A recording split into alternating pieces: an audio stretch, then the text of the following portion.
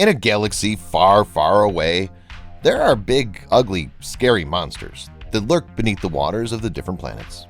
But none of them are as big as the ones that swim in the depths of the Naboo seas. These monsters of the seas are absolutely massive, and just the sight of these terrifying beings is enough to scare your souls out of your very mortal bodies. However, not every aquatic creature is supposed to be big, bad, and ugly. Some can be fairly smaller and majestic too.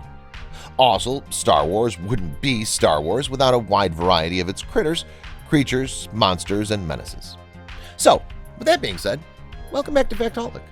And today let's take a look at the various sea monsters from the massive universe of Star Wars, as well as the other aquatic creatures right from the smallest of fishes to the largest of monsters.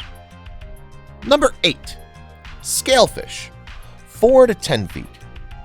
Swimming in the deep waters of the Naboo seas aren't just colossal monsters, and the colorful scalefishes are a wonderful example of just that. Scalefish is a small fish native to the oceans, lakes, and swamps of Naboo, particularly around the Gungan city of Otoh. These beautiful fish species are usually harmless and include the likes of doe, sea, ray, tea, la, as well as the more dangerous carnivore fa, and also the ni, which sports a poisonous spine. Number 7.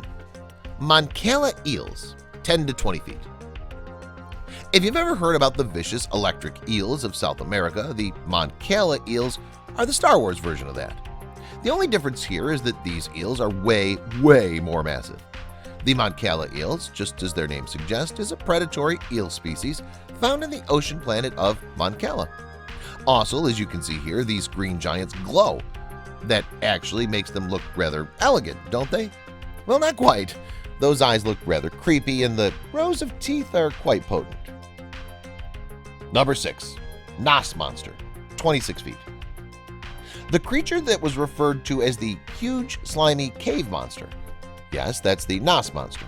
And one look at this giant creature is enough to confirm that it looks pretty hideous. So what really was this abomination?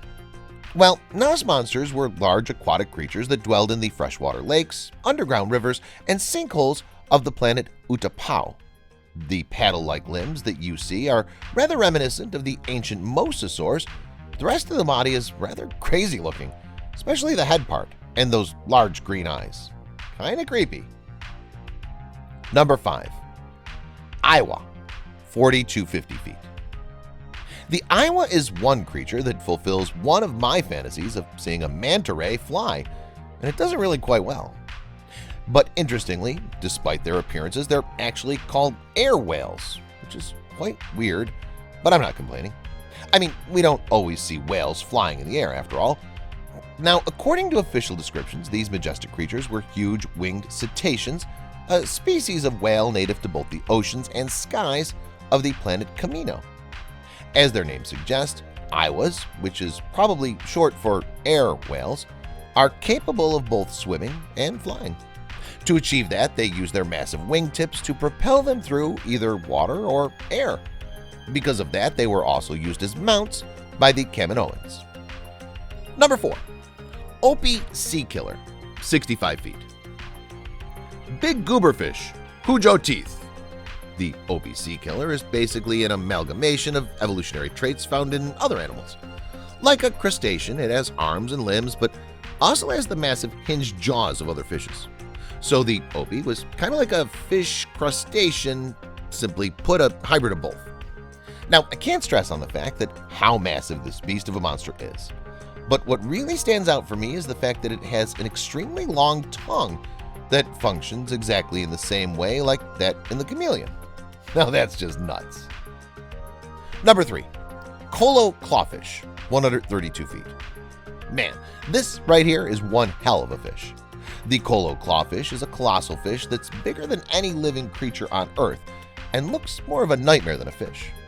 As for their habitat, the Colo can be found in the depths of the Naboo seas as well as the Cordaxian Sea. What's crazier though is the fact that this monstrous animal has long jaws filled with rows of huge pointed teeth.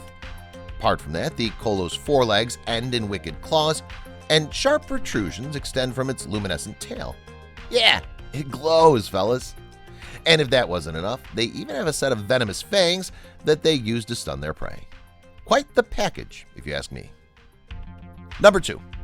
Quasal Maw, 290 feet.